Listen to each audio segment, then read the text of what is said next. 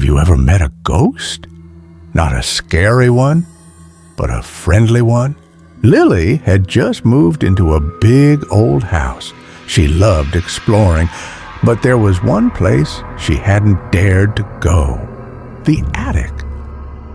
One night, she heard a soft rustling from above. Was it the wind? Or something else? She tiptoed up the creaky attic stairs. Creak, creak. In the dim attic, a soft glow flickered. Not a light, not a candle, but a floating, glowing shape. Lily took a deep breath. "Who's there?" she whispered. A tiny ghost floated forward. "Hello, I'm Oliver. Don't be scared." Lily's heart raced. "You're a ghost?" she asked. Oliver nodded, smiling shyly. Oliver explained, "I've lived here for years, but I never had a friend." Lily smiled. "Well, you do now." Oliver's glow flickered with joy. Oliver whispered, "I have a secret. I know where your lost teddy bear is." Lily watched in wonder as Oliver floated her teddy bear from the dusty attic corner.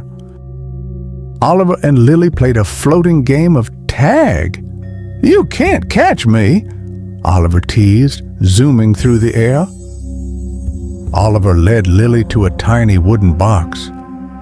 "Open it," he urged. Inside were old letters and photos of a family from long ago. Oliver's family. Oliver sighed. "I just wanted someone to remember us." Lily hugged the tiny ghost. "I will. I'll tell everyone your story."